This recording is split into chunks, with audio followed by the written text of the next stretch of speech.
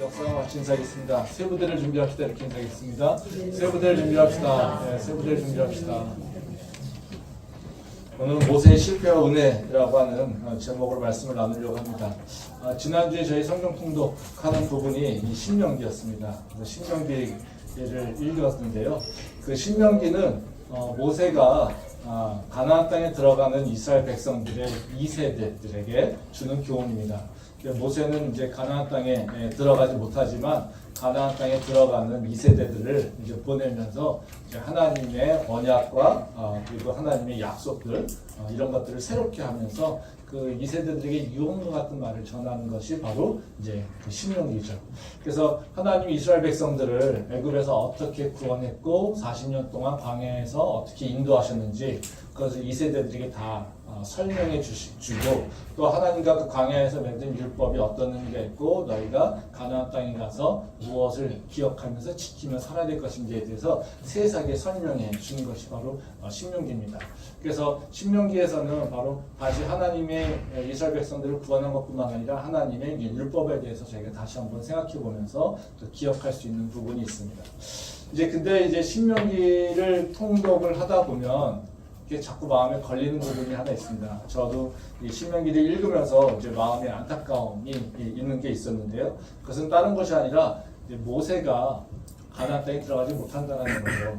그러니까 신명기 곳곳에 보면 이 모세도 자기가 그 가나안 땅에 들어가지 못하는 것에 대한 이 안타까움을 되게 많이 표현합니다. 그래서 이스라엘 백성들에게 야, 너희 죄 때문에 내가 못 들어갔잖아 뭐 이러면서 너희가 죄 짓지 마 뭐 이런 얘기를 여러 번 하게 된다는 거죠. 그래서 오늘 읽은 말씀은 바로 그 얘기입니다. 이제 신명기에서 이제 마지막 부분인데요. 하나님이 이제 그 모압 평지에서 모세를 데려다가 이제 느보산 꼭대기에다 놓고 이제 너는 가나안 땅에 못 들어가. 그러니까 이곳에서 너가 그 인도할 그 가나안 땅을 보여줄게. 그러면서 너희 후손들이 들어갈 가나안 땅이 저렇게 생겼어 하면서 곳곳을 다 보여주고 있는 모습이 오늘 모습입니다. 그리고 이제 모세가 그 느보산에서 내려와가지고 하나님이 약속하신 대로 이제 모압 평지에서 이제 죽음을 맞이하게 되고요. 그곳에서 장사 지내게 됐다라고 하는 게 바로 오늘 말씀이라는 거죠. 그래서 이 모세가 40년 동안 출애굽 그 이스라엘 백성들을 애굽에서 건져낼 뿐만 아니라 40년 동안 인도하였던 그 모세의 인생을 마무리하는 부분이 오늘 읽은 말씀이라고 생각할 수 있습니다. 이 장면을 보면서 더 마음이 사실 안타깝습니다. 이 모세가 그 가나안 땅을 바라보면서 무슨 생각을 했겠습니까? 되게 안타깝지 않았을까요? 그 마음에 아마 이 저림이 있었을 것 같아요. 저도 그런 부분들이 이제 모세의 그 마지막 부분을 보면서 모세의 그 마음을 생각해 보면 참 뭐라고 해야 되나요? 이렇게 그 두려움도 좀 있고요. 또 이렇게 그 연민에 대한 마음도 있고요. 모세가 참 되게 안타까웠겠다. 마음이 되게 아쉬움이 많겠다 이런 생각도 많이 했었습니다. 이제 이 모세가 가나안 땅에 들어가지 못하는 것은 뭐 우리한테 그냥 감정적으로 아쉽다, 안타깝다 뭐 이런 것만을 사실 의미하지는 않습니다. 이것은 신앙적으로도 사실 우리한테 굉장히 중요합니다. 사실 이게 모세가 가나안 땅에 들어가지 못한다는 것 이것을 이제 신앙적으로 이해하려고 하면 우리는 사실 별로 이렇게 도움이 되지는 않습니다. 왜냐하면 모세라고 하는 그 정말 큰 위인인데 그 위인이 실패한 인생인 것 같잖아요. 그렇죠? 그리고 그가 가나안 땅에 들어가겠다고 그들을 모든 백성들이 이끌어왔는데 결국 그는 못 들어갔으니까요. 실패했고 어찌 보면 또 하나님에 대한 원망 이런 마음도 생길 수 있다는 거죠. 뭐 사실 모세가 가나안 땅에 들어가지 못하는 것에 대해서는 여러 가지 생각들이 있을 수 있는데요. 신앙적으로는 이제 두 가지가 우리한테 혼란스러운 마음이 옵니다. 이제 첫 번째 질문은 뭐냐면요. 모세는 과연 구원을 받았을까? 라고 하는 생각이 든다는 거죠. 가나안 땅에도 못 들어갔는데 모세가 과연 구원을 받았을까?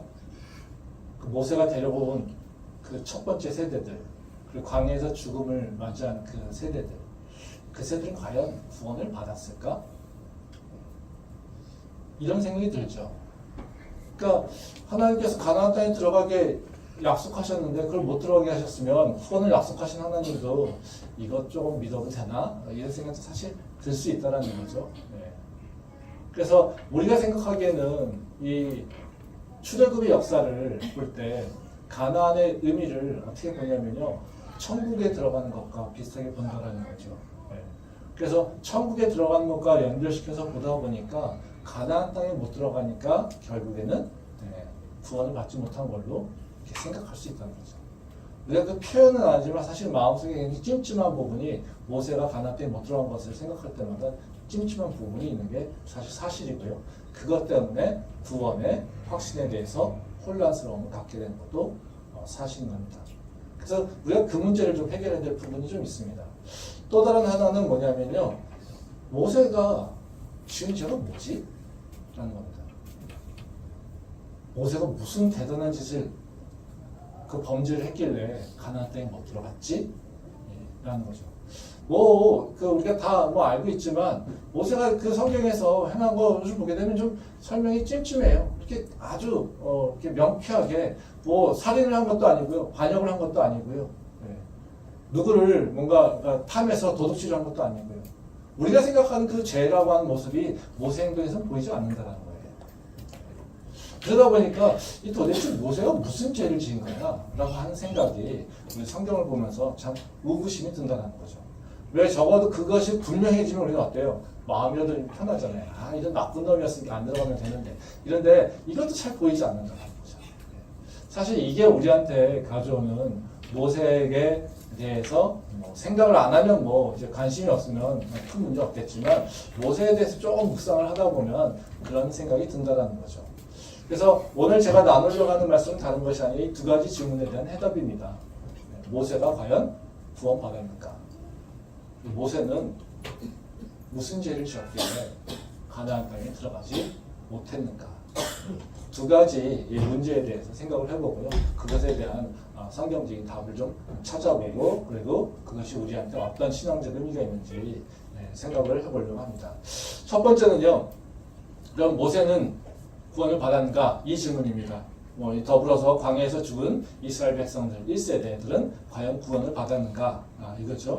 이제 앞에서 얘기한 것 같이 이제 출애굽에 통해서 구원을 이해하려고 하는 모형을 생각할 때 이제 가나안은 뭐냐면요, 마지막 종착지잖아요. 그러니까 천국이죠. 그들 목적한 거. 그러니까 우리가 구원을 받기 위해서 천국 가기 위해서 열심히 하나님을 믿고 따라가는 거와 마찬가지로 이스라엘 백성들이 가나안 땅을 가기 위해서 애굽에서 나와가지고 열심히 이 광야 생활을 하면서 따라가는 그런 모습이잖아요.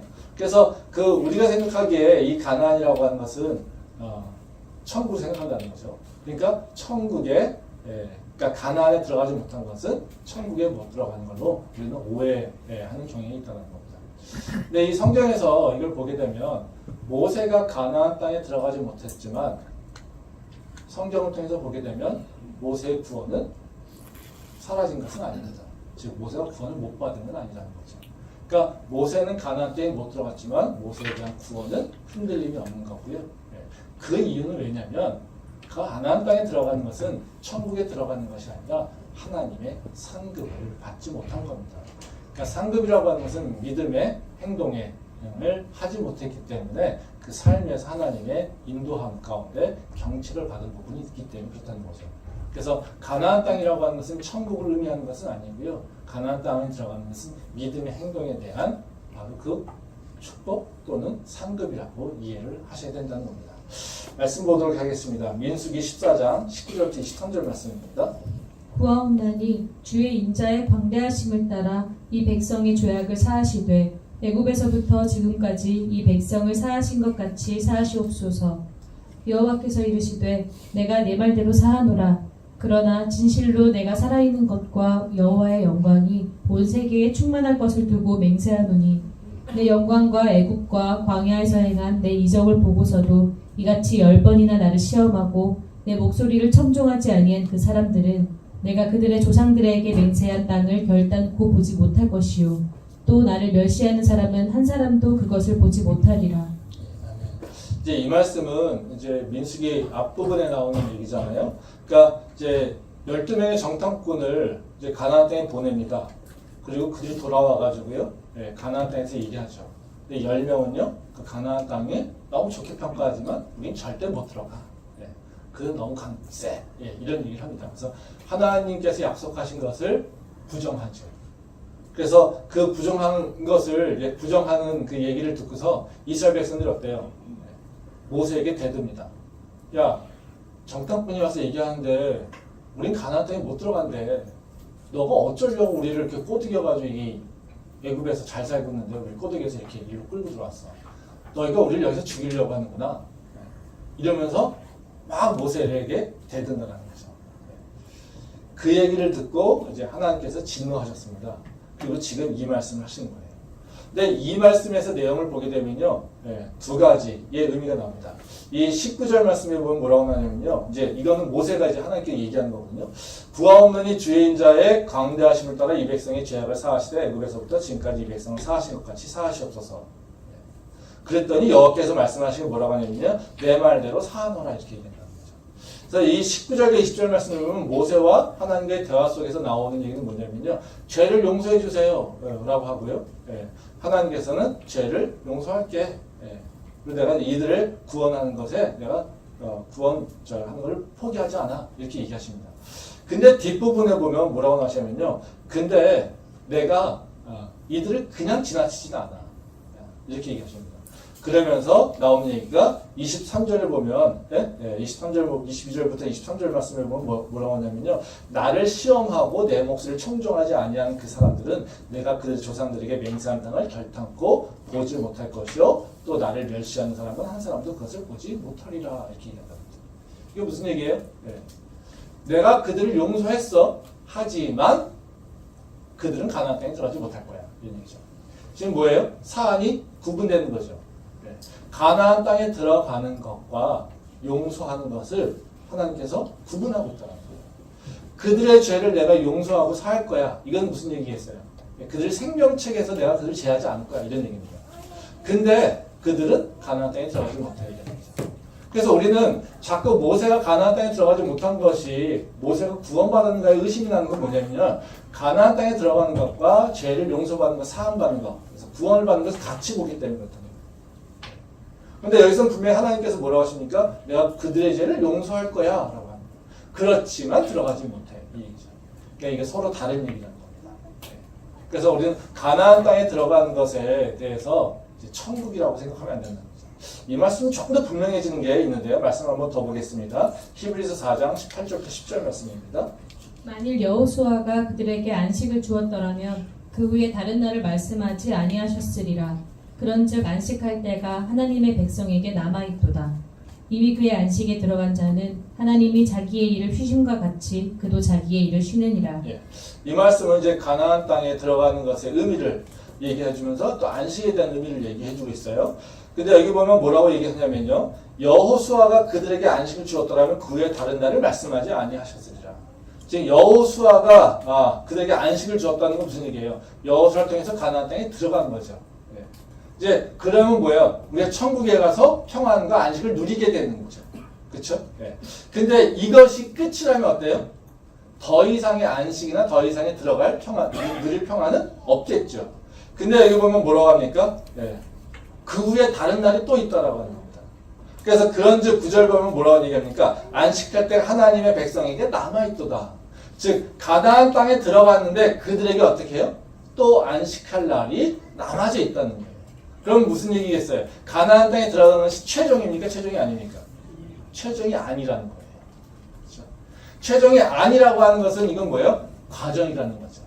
즉 우리가 하나님의 마지막 때가 있어서 구원을 결정하는 이 시기, 그래서 하나님의 통치가 완전히 이루어진 예수님 그 재림의 시기가 있잖아요. 그렇죠? 그 재림의 시기가 끝날 때 그것에서 심판이 일어나게 되고 거기서 모든 하나님을 믿는 백성들은 하나님 나라에 영원히 거하게 되는 그런 일들이 일어나게 되는 거죠. 근데 가나안이라고 하는 것은 어떤 의미냐면 그것을 가는 과정에 있다는 거예요. 그러니까 가나안 땅에 들어가는 것이 안식의 최종 종착지가 아니라 우리는 또 다른 날을 바라보면서 가고 있다라고 하는 것을 얘기하고 있다는 거죠. 그래서 이건 뭐겠습니까? 가나안이 최종 종착지가 아니라 바로 하나님이 그들을 구원하시고 그들을 평안으로 인도하시는 그 과정의 한 경로에 있다라고 하는 것을 의미한다는 거죠. 그러니까 이 가나안에 들어간다는 건 뭐예요? 최종 종착지 또는 최종 상급이 아니라 바로 하나님이 이들을 인도하시는 과정에서 훈계하시고 또 경책하시는 그런 과정이라고 우리는 이해를 해야 된다는 거죠. 그래서 가나안에 들어간 것은 믿음 행동에 대한 상급인 것이지 이것이 구원을 의미하지는 않는다는 거죠. 우리가 이제 그런 생각을 하잖아요. 하나님을 믿으면서도 하나님 말씀을 따르며 살지 않을 때가 있습니다. 의도하든 또 의도하지 않든 우리가 하나님 앞에서 그 율법을 완전하게 다 지키지 못할 때가 있다는 거죠. 하나님 말씀을 알면서도 우리는 지키지 못할 때가 있다는 거죠. 우리가 그럼 그럴 때마다 하나님께서 우리를 너 잘못했네? 너 죄졌네? 그리고 우리한테 너 이제 구원 안 해.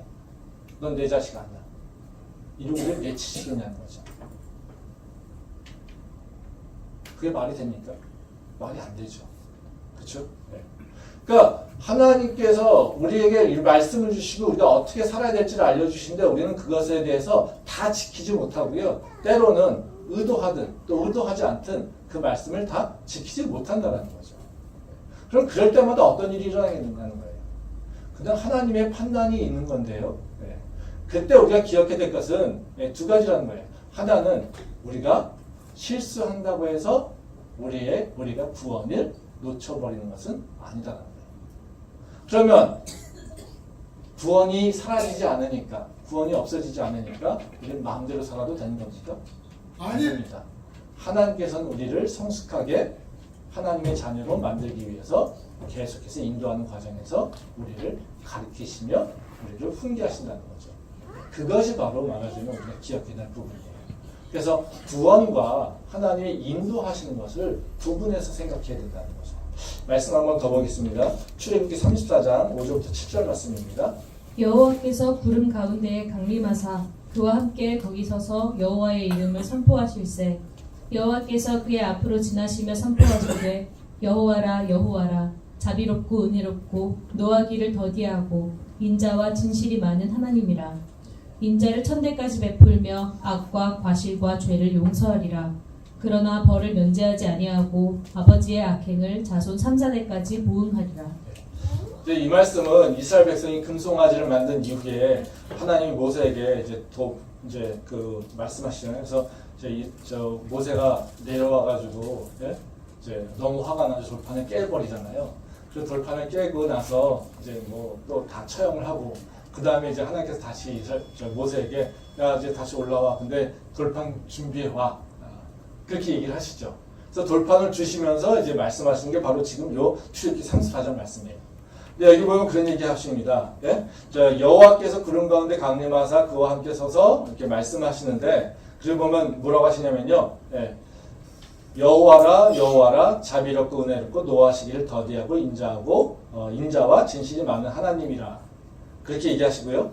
인자를 천대까지 베풀며 악과 과실과 죄를 용서하리라. 그러나 벌을 면제하지는 아니하고 아버지 악행을 자손 3대까지 보응하리라.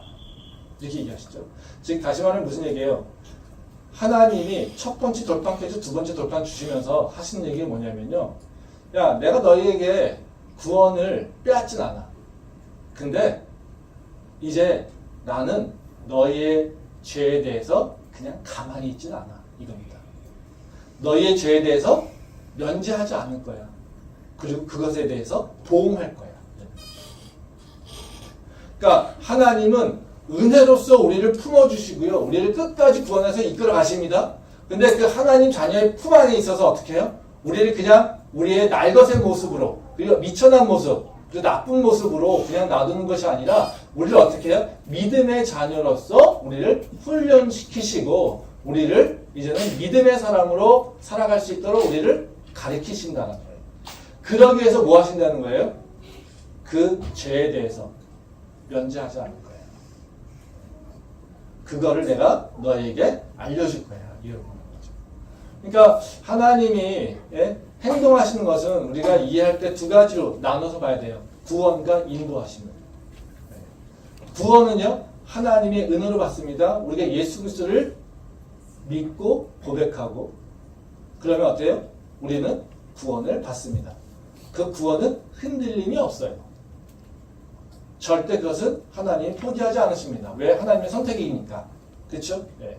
근데 우리가 하나님을 믿고 예수님을 믿고 이제 하나님을 따라갑니다. 그럼 하나님의 인도함을 받는 거죠. 그 인도함 과정 가운데 어떻게 해요? 우리가 징계라고 하는 것, 벌이라고 하는 것들, 이런 것들이 우리에게도 나타난다는 거죠. 우리가 실수하면은 우리가 실수하고 또 아니면 죄를 짓거나 범죄하게 되면 하나님께서 그 모든 죄들을 다 그냥 눈 감아 주시고, 은혜니까, 내가 너를 사랑하니까, 내가 너한테 은혜 줘야 되니까 이걸 다 면제해 주시는 분이 아니라는 거예요. 어떻게 해요? 보호하신다는 거예요. 그래서 우리는 구원의 단계와 인도하심의 단계를 구분해서 해야 된다는 거죠. 그래서 모세는 지금 어떤 겁니까? 구원을 잃어버린 것이 아니라 모세가 하나님을 따라가는 과정에 잘못했기에 하나님의 그 보응으로 지금 가나안 땅에 들어가지 못하고 있다라고 우리는 이해를 해야 된다는 거죠. 그러면 이제 모세는 구원을 받았으니까 좀 마음이 편하십니까? 그러니까 아직까지 우리는요 그렇게 편하진 않아요. 왜요? 그래도 좀 가나안 땅에 들여보내주지. 모세가 얼마나 많이 고생했어, 그렇죠? 그런 생각 들지 않습니까? 아유, 그거 뭐 대단한 일이라고 좀 한번 눈 감아 주시면 되지. 네.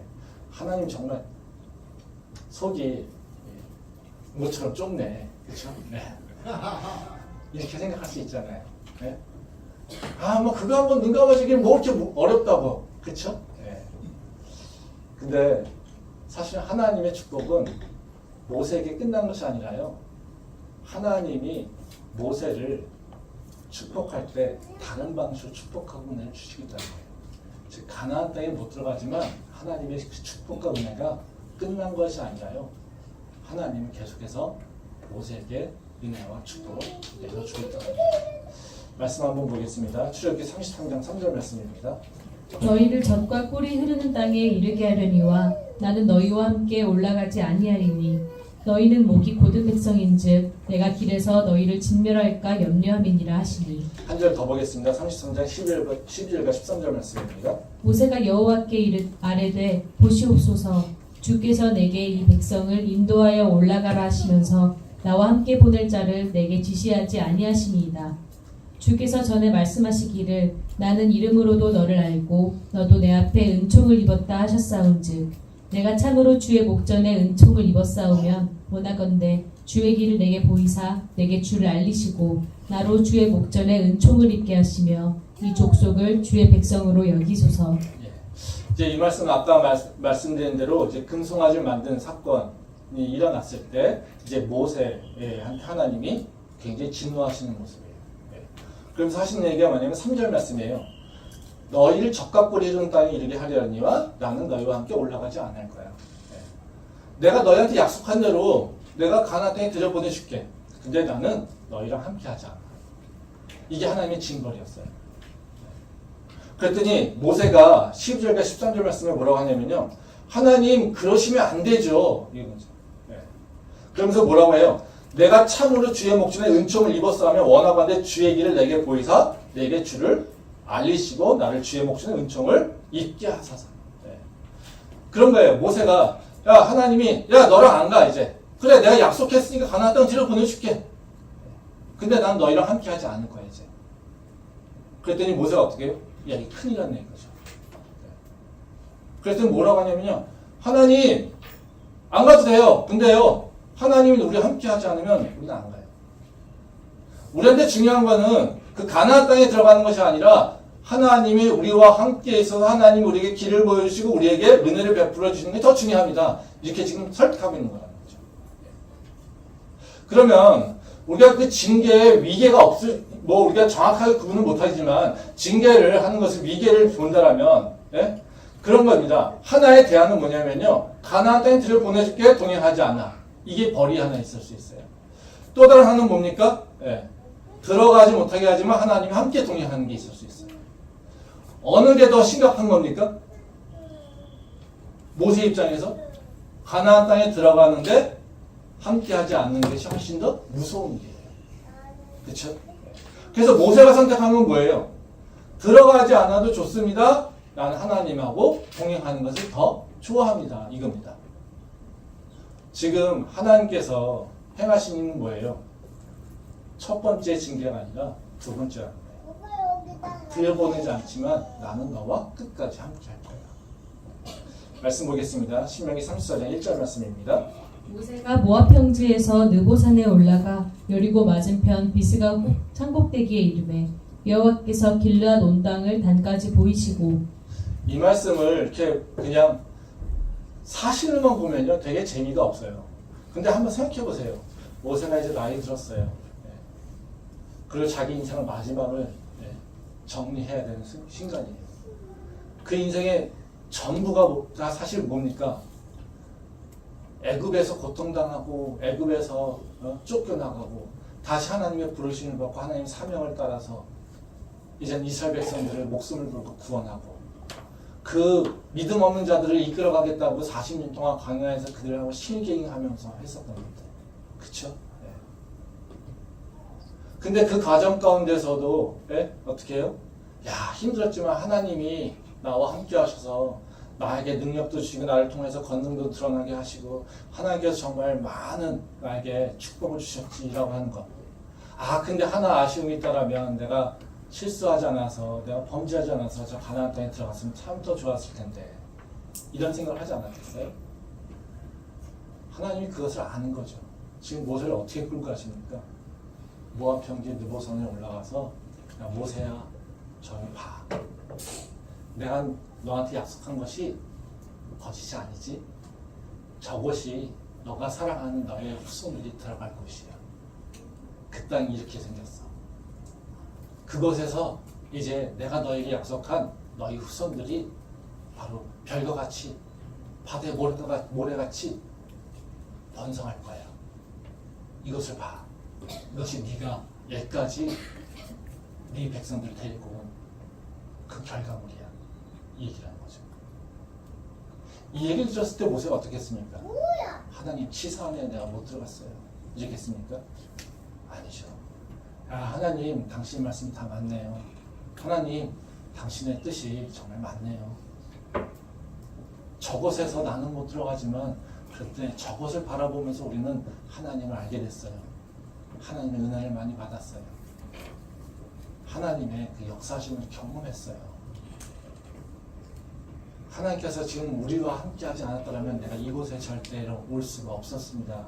이 고백할 수밖에 없는 게 바로 모세 아니겠습니까? 그러면서 그것을 보면서 뭐라고 하겠습니까? 내 인생은 헛되구나라고 생각했겠습니까? 내가 저 곳에 못 들어갔으니까 내 인생 참 헛되게 살았다. 의미 없이 살았다. 이렇게 생각하겠습니까? 아니죠. 그것을 바라보면서 내가 산 것이 헛되지 않았다. 이것을 모세는 다시 깨닫게 될 거라는 거죠. 이게 바로 하나님이 모세에게 주시는 축복이라고 합니다. 은혜죠.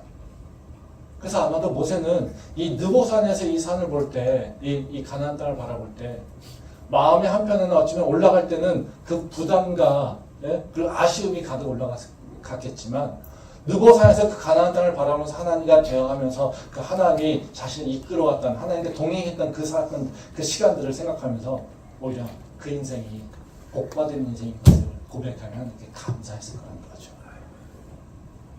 그게 하나님의 축복이라는 거죠. 우리는 살면서 자꾸 목표 중심으로 가죠. 나는 이거를 누려야 돼. 이거를 획득해야 돼. 이거를 가져야 돼. 이거를 성취해야 돼. 그래야 하나님이 축복하는 거고, 그래야 하나님이 나한테 복을 주신 거고, 나와 함께 하고 있는 거고, 그래야 하나님이 날 사랑하는 거야. 그게 우리가 생각하는 하나님의 축복이죠. 그 관점에서 모세를 보면 절대 하나님은 그 모세는 축복받은 사람이 아닙니다. 그렇지 않습니까? 실패한 인생이죠, 모세는. 근데 그것이 아니라 하나님과 나하고 함께 했었던 그 많은 시간들, 하나님과 동행하는 것의 관점을 보면 어떻습니까? 그 모세는 얼마나 행복했겠습니까? 아멘. 그 가나안 땅에 들어가지 못했지만 힘든 상황 가운데에서도 많은 사람들의 비난을 받았을 때도 바로 믿음으로써 그 모든 것을 이겨냈고요. 길이 없다고 생각할 때도 하나님의 능력으로 길이 열리는 것을 다 경험했고요.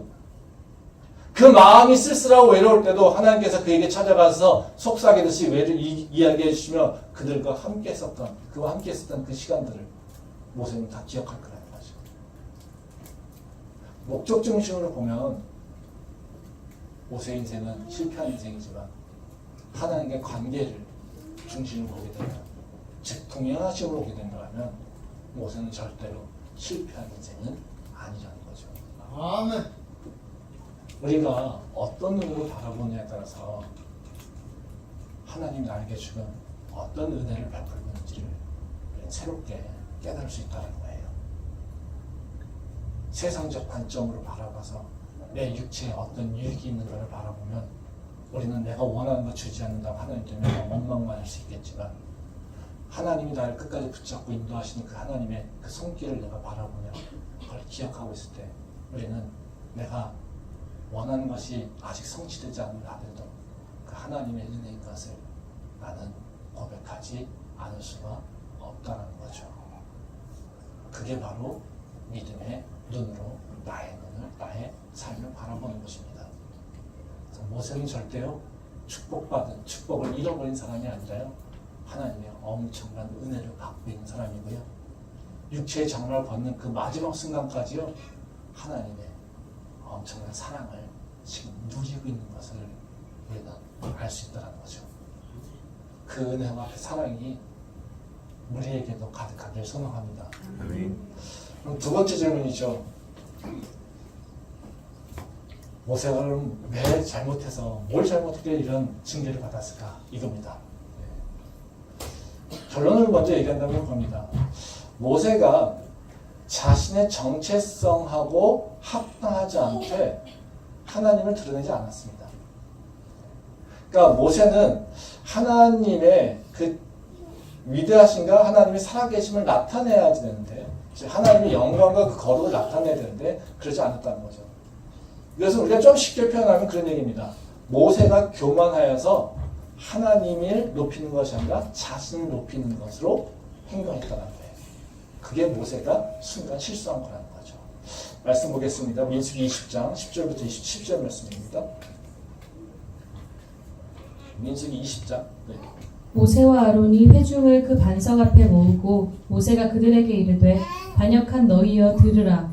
우리가 너희를 위하여 이 반석에서 물을 내려 하고, 모세가 그의 손을 들어 그의 지팡이로 반석을 2번 치니 물이 많이 쏟아 나오므로 회중과 그들의 짐승이 마시니라. 여호와께서 모세와 아론에게 이르시되 너희가 나를 믿지 아니하고 이스라엘 자손의 목전에서 내 거룩함을 나타내지 아니한 고로 너희는 이 회중을 내가 그들에게 준 땅으로 인도하여 드리지 못하리라 하시니라. 이제 이 말씀은 이제 모세가 하나님께 꾸지람을 받는 장면이에요. 그래서 이 장면이 이제 모세가 가나안 땅에 못 들어가게 된 그 이유를 설명하고 있죠. 거기서 마지막에 보면 그런 얘기 나오잖아요. 너희는 그들에게 준 땅을 인도하여 드리지 못하리라. 이걸로 인해서 모세와 그 1세대들도 다 못 들어간다라고 하는 것을 얘기하고 있습니다. 그래서 이것은 다른 게 아니라 이제 가데스 지역에 갔을 때 물이 없을 때 이제 이스라엘 백성들이 다 원망해서, 야 여기 오니까 또 물이 없네. 너가 또 여기서 우리를 다 죽이려고 하는구나. 이러고 또 원망했어요. 그랬더니 모세가 어때요? 하나님한테 또 나갔습니다. 회막으로 가가지고 하나님 여기 또 물이 없네요. 이러고 있었겠죠. 그랬더니 하나님이 모세한테 그럽니다. 야 너 가서 지팡이 들고 바위에게 명해. 그리고 바위 앞에 그 백성들 다 모아놓고 바위에게 명해. 그러면 바위가 물을 낼 거야. 이렇게 얘기하십니다. 그래서 그 얘기를 듣고 모세가 갑니다. 그래서 지팡이를 딱 집어들고서 갑니다.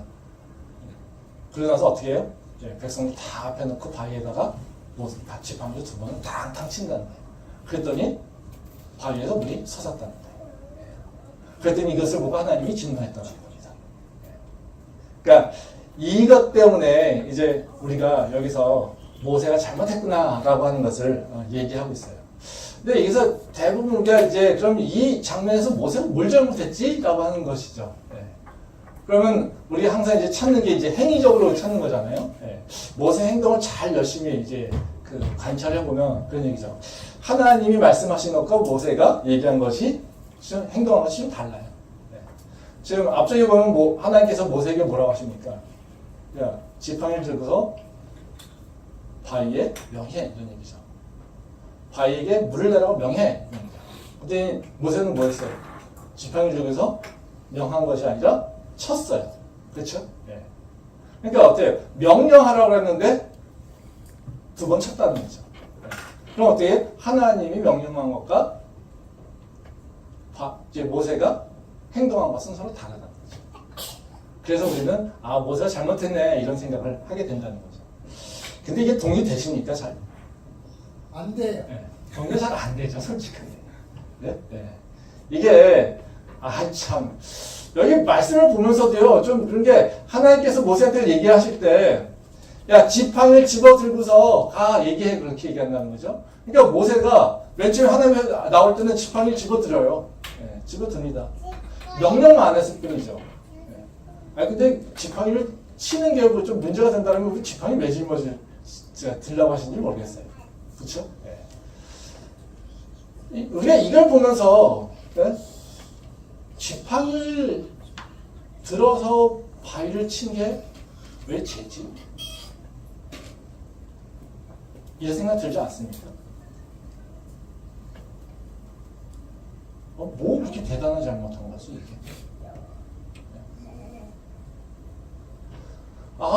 하나님께서 말씀하셨는데 그거를 그대로 하지 않았어. 그렇죠? 그렇다면요. 우리가 이것을 통해서 나오는 거는 하나님께서 말씀하시겠죠. 율법에서 나오는 것 모든 것을 다 문자적으로 그대로 우리 행동해야 돼. 그렇지 않으면 다 죄야. 이 결론이죠. 그러니까 모세가 하나님 말씀하신 것에 따라서 동일하게 행동하지 않았어. 그러니까 모세는 징계를 받아야 돼. 이렇게 얘기를 한다면 우리가 어떻게 해요? 지금 그것은 우리한테 어떤 의미냐면 우리가 성경에 나오는 모든 말씀, 모든 율법을 문자적으로 다 똑같이 행동하지 않으면 우리는 다 죄짓고 있는 거예요. 그렇죠? 그럼 우리는 살아날 놈이 있습니까? 여러분들 문자적으로 율법 다 지킵니까? 문자는 기억하고 계십니까? 율법이 뭔지는 알고 계십니까? 10계명은 다 외우십니까? 10계명도 다 외우지 않고 있는데 10계명도 아마 다 외우지 못하면서 그걸 문자적으로 다 기억하고 지킬 수 있습니까? 그 해석으로 얘기한다면 우리는요 다 죽어야 돼요. 다 맨날 천벌만 받아야 돼요. 하나님이 모세를 징계하시면서 바로 그것이 우리한테 주는 메시지였을까요? 우리는 그걸로 잘 동의가 되지 않아요. 그냥 다 성경학자들 이렇게 해석했으니까 그렇겠지. 그놈 모세는 왜 명령하라고 하는데 명령하지 않고 이렇게 쳐. 하랜들 하지. 그걸 뭘 쳐. 그래서 그랬대. 그러면서 그냥 넘어간다는 거죠. 그걸로 징계받은 것이 동의된다면 우리는 하나님한테 나를 징계한다고 내가 좀 어려움이 있다고 해서 하나님한테 내가 무슨 죄를 졌길래 나를 이렇게 힘들게 하십니까? 이 말을 할 수가 없어요. 다 천벌을 받아야 된다는 거죠. 그럼 그게 뭐가 문제냐는 거죠. 그 모세 행동이 뭐가 문제냐는 거죠. 모세 행동은 그냥 문자적으로 지키는 것이 아니라요. 모세 행동을 표현하신 것은 뭐냐면 믿음이 드러나지 않았다는 거예요. 이 행동에 대해서 하나님께서 평가하시는 건 뭐냐면 모세가 믿음이 없어서 그렇게 얘기한다는 거예요. 말씀 한번 보도록 하겠습니다. 민수기 20장 10절 말씀입니다. 모세와 아론이 회중을 그 반석 앞에 모으고 모세가 그들에게 이르되 반역한 너희여 들으라. 우리가 너희를 위하여 이 반석에서 물을 내려 하고 네, 한 절 더 보겠습니다. 출애굽기 14장 13절과 14절 말씀입니다. 모세가 백성에게 이르되 너희는 두려워하지 말고 가만히 서서 여호와께서 오늘 너희를 위하여 행하시는 구원을 보라. 너희가 오늘 본 애굽 사람을 영원히 다시 보지 아니하리라. 여호와께서 너희를 위하여 싸우시리니 너희는 가만히 있을지니라. 네, 오늘 이 지금 두 말씀은 어떤 거냐면요, 둘 다 하나님의 기적을 행하는 일이에요. 네, 그 민수기 20장 10절 말씀은 이제 무리바 물을 내는 그런 사건이에요. 거기 보면 뭐라고 나오냐면요, 모세와 아론이 회중을 그 반석 앞에 모으고 모세가 그들에게 이르되 반역한 너희여 들으라. 우리가 너희를 위하여 이 반석에서 물을 내려 하고. 여기 보면 이상한 일이 보이지 않습니까? 물을 내는 주체가 누굽니까? 우리가. 내가 물을 낼까? 내가 너를 위해서 물을 내줄까? 네, 이런 얘기죠. 네. 근데 출애굽기 14장 말씀은 뭐냐면요, 홍해바다가 건너지는 하나님의 그 기적이 나타나는 거예요. 네. 그거는 보게 되면 뭐라고 합니까? 여기 보면 14절 말씀에 보면 그런 얘기 나옵니다. 여호와께서 너희를 위하여 싸우시리니 너희는 가만히 있을지어다. 이렇게 얘기했어요. 지금 홍해바다 앞에서 다 죽겠다고 막 원성이 난리치고 뒤에서는요 애국 군대가 따라오고 있을 때 모세가 한 일은 뭐냐면요, 하나님께서 너희를 위해서 싸우실 거야. 그러니까 하나님께서 어떻게 하시는지 우리가 한번 두고 보자. 이겁니다. 지금 민수기에서는 뭐냐면요, 무리바에서 사건은 뭐냐면 내가 능력이 있어서 내가 너희를 위해서 물을 내줄게, 이겁니다. 그러니까 너희는 그렇게 나한테 다시 원망하지 마, 이겁니다. 그럼 무슨 얘기예요? 내가 주인공이고요, 내가 지금 능력이 있고요, 내가 지금 이스라엘 백성들을 경책하고 있는 거예요. 근데 출애굽기 14장에서 뭐예요? 하나님께서 행하실 거야. 하나님께서 뭔가 하실 거야. 그래, 나도 연약해. 나도 믿음이 없지만 그래, 우리 한번 기다려보자. 이게 지금 모세가 하고 있는 얘기라는 거죠. 두 행동의 차이는 완전히 구별되어 있죠. 하나는요, 자기가 자기의 능력인 것처럼 행동하고 있고요. 하나는요, 하나님이 행하실 것을 기대하고 믿음으로 바라보자라고 하는 거로 얘기하고 있다는 거죠. 그러면 믿음이 이 무리바의 사건을 통해서 보면 모세의 믿음이 드러납니까? 드러나지 않죠. 그래서 하나님께서 모세에게 평가하시는 분은 너가 믿음이 없어서 들어가지 못한다 라고 얘기하고 있다는 거죠. 믿음이 없으니 뭐요? 내 마음대로 내 뜻대로 내 능력으로만 그렇게 행하려고 하고 있다는 거죠. 이게 바로 모세의 잘못이라는 겁니다. 이 모세의 이 말씀은, 이 얘기는 모세의 정체성은 완전히 부합하지 않습니다. 말씀 한번 더 보겠는데요. 히브리서 3장 1절부터 2절 말씀입니다. 그러므로 함께 하늘의 부르심을 받은 거룩한 형제들아, 우리가 믿는 도리의 사도이시며 대제사장이신 예수를 깊이 생각하라. 그는 자기를 세우신 이에게 신실하시기를 모세가 하나님의 온 집에서 한 것과 같이 하셨으니. 이제 이 말씀은 모세와 예수님을 비교하고 있는 거예요. 히브리서를 읽으실 때는 되게 히브리서가 어렵잖아요. 근데 히브리서의 구조는 어떻게 되냐면요, 모세와 예수님, 천사와 예수님, 뭐 영적인 존재들과 예수님을 비교해요. 그래서 비교하면서 그 특성들을 가지고 나오거든요. 그러니까 그거를 비교하는 걸 보면은 히브리서가 되게 쉽게 읽혀질 수 있어요. 근데 여기서도 보면 지금 예수님과 모세를 비교하고 있어요. 그런데 히브리서에 보면 형제들아, 함께 하나님의 부르심을 받은 거룩한 형제들아, 우리가 믿는 도리의 사도이며 제사장인 예수를 깊이 생각하라. 그 다음에 뭐라고 합니까? 예수 생각하면서 그는 자기를 세우신 이에게 신실하시를 모세가 하나님의 온 집에서 한 것 같이 하셨으니. 지금 예수를 깊이 생각하라. 근데 예수를 너희가 깊이 생각할 수 있는 그 하나의 모델은 뭐냐면 모세야. 모세는 뭐냐면 하나님이 우리한테 예수님이 누군지를 보여주기 위해서 모세를 통해서 설명해주고 있어, 이거예요. 즉 모세는 뭐예요? 구원자 예수님의 모형을 얘기해주고 있다는 거예요. 그래서 구원자가 행하는 건 뭡니까? 바로 모세가 하나님 앞에 신실하게 했던 것 마찬가지로 그 구원자가 하나님 앞에 신실하게 행동하여서 우리를 구원하셨다라고 하는 것을 얘기하는 거예요. 그래서 우리가 누군가에게 복음을 전하고 누군가에게 예수 그리스도의 말씀을 전해서 그들의 영혼을 바꾸려면 그들의 영성, 그 믿음을 변화시키기 원한다면 그들의 복음을 전해주기 원한다면 뭐가 필요한 겁니까? 하나님 앞에 신실한 모습이 있어야 된다는 거예요. 그러니까 우리가 그런 얘기 하잖아요. 복음을 전할 때 어떻게 전해요? 입으로만 전합니까? 입으로 전했을 때 우리는 항상 우리가 스스로 비판하잖아요. 그럼 입으로 전하면 뭐해? 믿는 자의 모습을 드러내야지. 그쵸?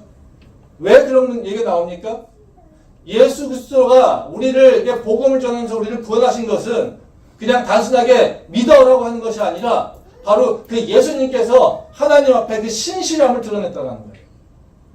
그 신실함은 어떻게 표현되고 있냐면 바로 모세를 통해서 그 구원의 중보자이신 분이 행하여야 되는 것은 바로 하나님 앞에 신실함을 보여줬던 거예요. 지금 모세는 정체성이 뭡니까? 하나님 앞에 신실한 자로 하나님을 드러내며 하나님의 구원자임을 낼 거예요. 이게 모세가 해야 될 일이에요. 근데 지금 뭐 하고 있어요? 모세는 자기가 드러나고 있다는 거죠. 근데 예수님은 어떻게 하셨을까요? 예수님은 다르게 행동합니다. 말씀 보겠습니다. 마태복음 27장 46절 말씀입니다. 제9시쯤에 예수께서 크게 소리질러 이르시되 엘리 엘리 라마 사박다니 하시니 이는 곧 나의 하나님 어찌하여 나를 버리셨나이까 하는 뜻이라. 예, 또 한 절 보겠습니다. 27장 50절부터 54절 말씀입니다. 예수께서 다시 크게 소리 지르시고 영혼이 떠나시니라. 이에 성소 휘장이 위로부터 아래까지 찢어져 둘이 되고 땅이 진동하며 바위가 터지고 무덤들이 열리며 자던 성도의 몸이 많이 일어나되 예수의 부활 후에 그들이 무덤에서 나와서 거룩한 성에 들어가 많은 사람에게 보이니라. 백부장과 함께 예수를 지키던 자들이 지진과 그 일어난 일들을 보고 심히 두려워하여 이르되 이는 진실로 하나님의 아들이었도다 하더라. 예. 이것은 예수님께서 십자가 달려 죽으시고 그 사건은 죽으신 그 사건에 대해서 얘기하고 있죠. 여기 마태복음 27장 46절 말씀 보면 십자가에서 예수님께서 어떻게 하십니까? 엘리 엘리 라마 사박다니 이렇게 얘기합니다. 나의 하나님 어찌하여 나를 버리셨나이까 이렇게 얘기합니다. 이 모습을 보면서 사실 어떤 생각이 들겠습니까? 구원자인데 왕인데 저자가 죽어가면서 누구를 찾고 있어요? 하나님을. 이게 얼마나 수치스러운 일입니까? 예수님이 당신이 왕이라고 하셨잖아요. 근데 왕이 죽어가면서 뭐예요? 하나님을 찾고 있어요. 이건 되게 우스꽝스러운 얘기죠. 모멸적인 얘기죠. 근데 예수님이 죽어가면서요. 하나님을 찾고 있어요. 자기의 모습은 완전히 떨어지면서 자기의 명예는 완전히 실추되면서 하나님을 지금 찾고 있어요. 하나님께서 나를 살리셔야 됩니다. 그 모습을 보고서 이제 마태복음 20장 뒷절에 보면 뭐예요? 예수님이 십자가에 달려 죽어서 하나님을 간절히 원하고 소망해요. 근데 그 죽어가는 모습을 보면서 나중에 백부장이 뭐라고 합니까? 그가 진짜 하나님의 아들이었구나. 이렇게 고백하고 있다는 거죠. 예수님이 보여주신 그 신실함은 어떤 거냐면요. 자기가 죽을 때까지 자기의 명예를 하나도 생각하지 않고 자기의 그 모습을 완전히 바닥으로 떨어뜨리면서 뭐요? 하나님의 구원하신 것을 지금 기대하면서 그걸 드러내고 있어요. 지금 무리바에서 물을 낼 때 그 모세의 모습은 어떻습니까? 우리가 너희한테 물을 내줄게. 다시는 이렇게 불평하고 원망하지 마. 이겁니다. 만약에 하나님이 모세를 이 모습을 징계하지 않았다면 어떻게 될까요?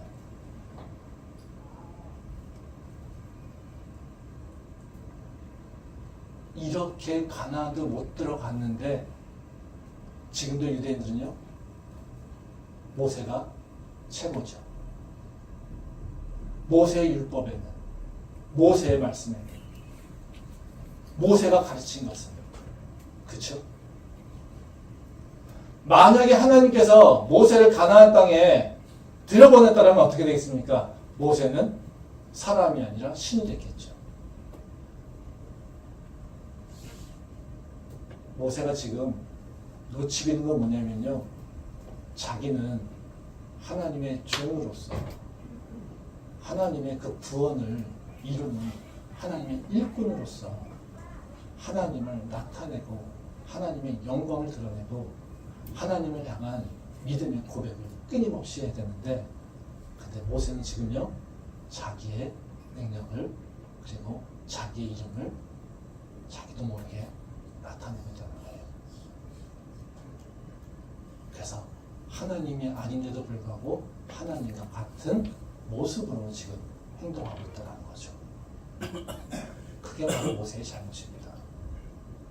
그냥 문자적인 것이 아니라요. 돌 2번 쳤으니까 이걸로 우리가 행동할 것을 하나님이 징계했다는 것은 너무나도 좀 우리가 동의하기 쉽지 않은 얘기라는 거죠. 우리가 믿음으로 산다는 게 뭐겠습니까? 믿음으로 산다라고 하는 것은 항상 어느 상황 가운데나 하나님을 기대하는 거예요. 하나님이 뭔가를 행하시겠지. 하나님께서 뭔가 우리에게 새 역사를 이루시겠지. 그것을 기대하면서 하나님의 말씀을 따라 살아가는 거예요. 그 말씀을 지키지 못하는 그 상황 가운데서도 그 말씀을 지켜가려고 버둥버둥 되는 거예요. 그게 믿음이에요. 내 마음대로 내 상황을 판단하고 내 마음대로 내 뜻대로 행동하고 내 마음대로 내가 하고 싶은 대로 행동하고, 이것이 믿음이 아니라는 거예요. 지금 모세가 하고 있는 일은 뭐냐면요, 내가 판단하고요, 내가 결정하고요, 내가 행동한 것처럼 드러났다는 거예요. 그러다 보니까 어떻게 해요? 모세는 하나님을 드러내지 못한 거예요. 우리가 생각할 때도 어때요? 우리가 행동하는데 내가 결정하고 내가 고민했어, 내가 뭔가 고민하니까 이렇게 됐어 라고 하는 순간 어때요? 우리 그 말 속에 하나님은 나타날 수가 없어요. 그렇지 않습니까? 근데 우리가 어떤 상황 가운데 내가 결정한 것이 아니야, 내가 어떻게 판단하고 내가 선택한 것이 아니야, 나는 그저 하나님께서 내게 내 삶에 새로운 일들을 이루시기를 지금 기다리고 있어, 기대하고 있어.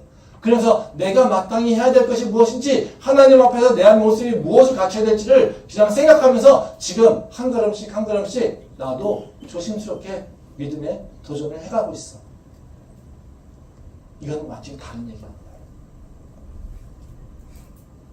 한번 생각해 보십시오. 제가 제 성소년 얘기지만요, 그런 얘기 많이 들었습니다. 교수하면서 언제 그렇게 말씀 준비해? 그때 제 대답이, 아니 밤새서 하죠. 그걸 왜 못해? 노력하면 되는 거지. 나 그래서 일주일 내내 말씀만 봐. 이러고 있으면 들으면요, 내 모습은 좋겠죠. 그럼 어떻게 했습니까? 저는 능력 좋네, 이거 그렇게 결론 더 나오겠습니까? 네.